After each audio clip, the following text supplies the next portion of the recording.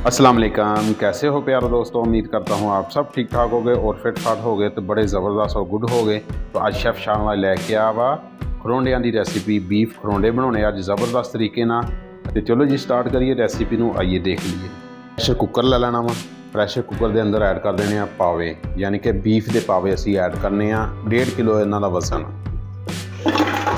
अदरक कुटिया होया, लसन कुटिया है, तो हरी मिर्च कुटी हुई। हरी मिर्च जी कुटी हुई 1 चम्मच आ, अदरक दे 2 चम्मच आ, 1 चम्मच लसन का वा ऐड कर देना।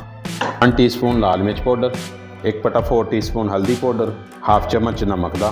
टमाटर बड़ा ले लेना, उन्होंने भी कट के ऐड कर देना। प्याज ले लेने, एक वड्डा वा एक छोटा वा।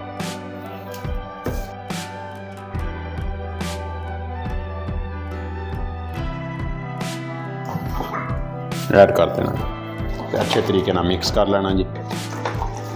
पानी असी इन्ना ऐड करना वा, पानी जेड़ा ना ये उपर आवे, खरोंडियां दे पानी उपर आवे ताकि थले ना लग जान। ये पानी पीने भी हुंदे आ।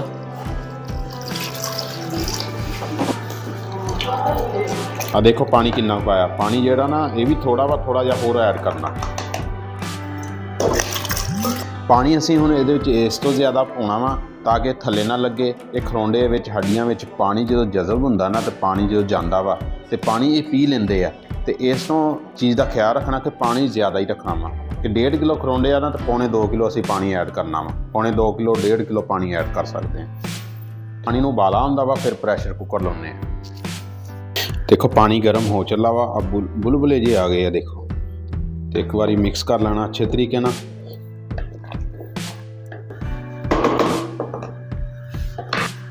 हुण ला देना प्रैशर कुकर जी।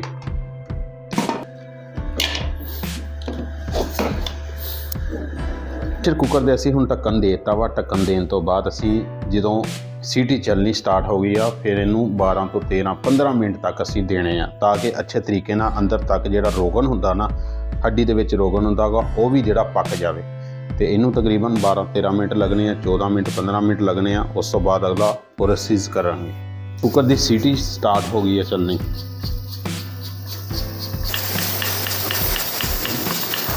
सब तो पहले यदि गैस कढ़नी असी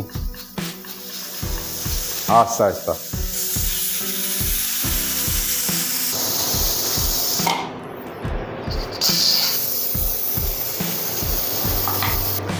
प्रैशर कुकर की अच्छे तरीके ना गैस निकल गई। हुण खोल के चेक कर लेना।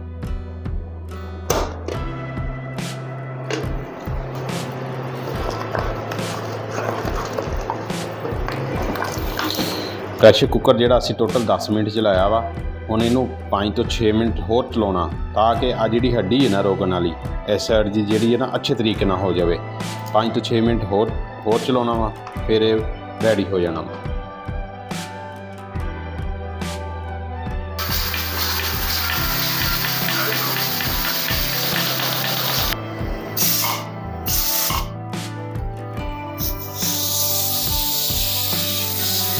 प्रैशर कुकर की गैस निकल गई है।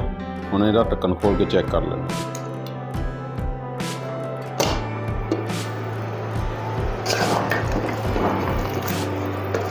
माशाअल्लाह पाए जिहड़े अच्छे तरीके नाल गल गए आ।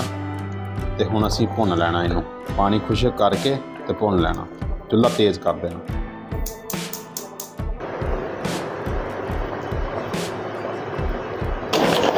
पानी जिहड़ा वा ड्राई हो गया वा, तकरीबन थोड़ा जिहा रह गया, वो भी गाढ़ा गाढ़ा रह गया। हुण इहदे विच घी ऐड कर देना वा, 1 कप सवा कप के करीब।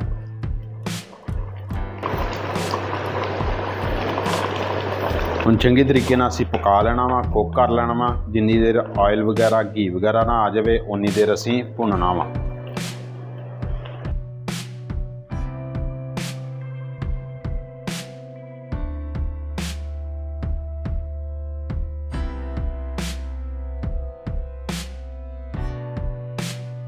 वगैरह छोड़ने वाला ही आ, तो उस चीज़ का ख्याल रखना कि चम्मच नूं लाजमी चलाई जाना वा। तो थले लगन का खतरा होंदा, भावें चुल्हा मीडियम ते भी कीता ना, फिर भी थले लगन का खतरा होंदा। खरोंडियां उपर घी वगैरह आ गया वा। हुण असीं ऐड करना वा पानी। पानी असीं जिन्नी ग्रेवी रखनी आ, जिन्ना शोरबा रखना वा, उन्ना असीं पानी ऐड करना वा। मैं तो शोरबा पतला पतला रखना वा। ਟੁੱਬੀਆਂ ਮਾਰ ਕੇ ਖਾਣਾ ਵਾ। ਉਸ ਹਿਸਾਬ ਨਾਲ ਮੈਂ ਸ਼ੋਰਾ ਰੱਖਣਾ, ਕਿਉਂਕਿ ਹੱਡੀ ਦੇ ਵਿੱਚ ਸ਼ੋਰਬਾ ਹੀ ਜ਼ਿਆਦਾ ਅੱਛਾ ਲੱਗਦਾ। ਅਤੇ ਪਾਣੀ ਮਾਸ਼ਾਅੱਲਾ ਅਸੀਂ 1.5 ਤੋਂ 2 ਲੀਟਰ ਅਸੀਂ ਪਾਣੀ ਐਡ ਕਰਨਾ। ਤੁਸੀਂ ਆਪਣੇ ਹਿਸਾਬ ਨਾਲ ਤੁਸੀਂ ਐਡ ਕਰਨਾ ਵਾ, ਜਿੰਨਾ ਕੁ ਤੁਹਾਨੂੰ ਚੰਗਾ ਪਸੰਦ ਹੋਏਗਾ ਵੀ ਇੰਨਾ ਕੁ ਅਸੀਂ ਪਾਣੀ ਪਾਉਣਾ। ਨਾ ਪਾਣੀ ਟੋਟਲ ਜਿਹੜਾ ਇਸਤੇਮਾਲ ਕੀਤਾ ਵਾ 2 ਤੋਂ 2.5 ਲੀਟਰ ਪਾਣੀ ਇਸਤੇਮਾਲ ਕੀਤਾ ਵਾ, ਤਾਂ ਕਿ ਮੈਂ ਪਤਲਾ ਜਿਹਾ ਸ਼ੋਰਬਾ ਰੱਖਣਾ ਵਾ। ਪਤਲਾ ਜਿਹਾ ਜਦੋਂ ਪੀਣਾ ਨਾ, ਹਾਏ ਕਿਆ ਨਜ਼ਾਰੇ ਆ ਜਾਣੇ ਉੱਤੇ ਕਾਲੀ ਮਿਰਚ ਪਾ ਕੇ ਮਾਸ਼ਾਅੱਲਾ। ਤੇ ਹੁਣ ਅਸੀਂ ਇਹਨੂੰ ਪਕਾਉਣਾ ਵਾ ਸ਼ੋਰਬੇ ਨੂੰ, ਤਕਰੀਬਨ ਇਹਨੂੰ 20 ਤੋਂ 25 ਮਿੰਟ ਪਕਾਈ ਜਾਣਾ। ਜਦੋਂ ਪੱਕ ਗਿਆ ਪਾਣੀ ਨਾ ਜਾਇਕਾ ਚੈੱਕ ਕਰ ਲੈਣਾ, ਜਦੋਂ ਪੱਕ ਗਿਆ ਫਿਰ ਰੈਡੀ ਹੋ ਜਾਏਗਾ ਤੇ ਘੀ ਵਗੈਰਾ ਉੱਪਰ ਆ ਜਾਣਾ ਵਾ ਪਾਣੀ ਦੇ ਉੱਪਰ। ਤੇ ਹੁਣ ਇਹਨੂੰ ਤੁਹਾਨੂੰ ਮਿਲਦੇ ਹਾਂ 20-25 ਮਿੰਟਾਂ ਤੋਂ ਬਾਅਦ। ਪਕਣਾ ਸ਼ੁਰੂ ਹੋ ਗਿਆ ਵਾ। ਇਸ ਤੋਂ ਬਾਅਦ ਅਸੀਂ ਟਾਈਮ ਦਾ ਜਿਹੜਾ ਨੋਟ ਕਰਨਾ ਹੋਗਾ 20 ਤੋਂ 25 ਮਿੰਟ, 30 ਮਿੰਟ ਵੀ ਲੱਗ ਜਾਣਾ, ਕੋਈ ਹਰਜ ਨਹੀਂ ਹੈਗਾ ਕਿ ਜਿੰਨਾ ਇਹ ਪੱਕੇਗਾ ਨਾ ਉਹਨਾਂ ਇਹ ਟੇਸਟ ਆਏਗਾ। ਮਿਲਦੇ ਹਾਂ ਅੱਧੇ ਘੰਟੇ ਤੋਂ ਬਾਅਦ। 25 ਤੋਂ 30 ਮਿੰਟ ਹੋ ਗਏ। ਸ਼ੋਰਬਾ ਹਲਕੀ ਅੱਗ ਤੇ ਹਲਕੀ ਆਂਚ ਤੇ ਪਕਾਇਆ ਵਾ। ਹੁਣ ਇਹਦੇ ਵਿੱਚ ਐਡ ਕਰ ਦੇਣਾ ਹਰਾ ਧਨੀਆ ਤੇ ਕਾਲੀ ਮਿਰਚ ਪਾਊਡਰ ਤੇ ਨਮਕ, ਜਿਹੜਾ ਟੇਸਟ ਦੇ ਹਿਸਾਬ ਨਾਲ ਚੈੱਕ ਕਰਕੇ ਐਡ ਕਰਨਾ। ਤੇ ਘੀ ਵਗੈਰਾ ਆ ਗਿਆ ਮਾਸ਼ਾਅੱਲਾ। 1 ਟੀਸਪੂਨ ਕਾਲੀ ਮਿਰਚ ਪਾਊਡਰ ਤੇ ਸਬਜ਼ ਧਨੀਆ 1.5 ਸਾਰਾ ਐਡ ਕਰ ਦੇਣਾ।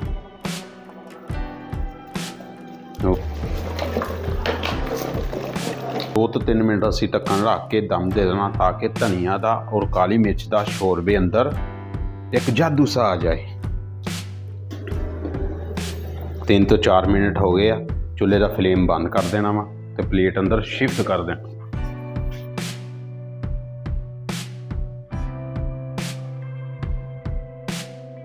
ਇਹਨੂੰ ਹੁਣ ਖਾਵਾਂਗੇ ਅਸੀਂ ਨਾਨ ਨਾਲ ਜਾਂ ਤੰਦੂਰ ਦੀ ਰੋਟੀ ਚੋਪੜੀ ਹੋਏਗੀ। ਮਾਸ਼ਾਅੱਲਾ ਜੀ ਪਾਏ ਰੈਡੀ ਹੋ ਗਏ ਆ, ਜ਼ਬਰਦਸਤ ਤਰੀਕੇ ਨਾਲ ਬਣ ਗਏ ਆ, ਬਹੁਤ ਡਿਲੀਸ਼ੀਅਸ ਔਰ ਵਧੀਆ ਬਣੇ ਆ। ਟੇਸਟ ਵੀ ਬਹੁਤ ਜ਼ਬਰਦਸਤ ਆ। ਸਿੰਪਲ ਮਸਾਲੇ ਐਡ ਕੀਤੇ ਆ। ਤੇ ਮਿਲਤੇ हैं नेक्स्ट वीडियो के अंदर, तो नेक्स्ट रेसिपी के अंदर। तो अल्लाह हाफिज़।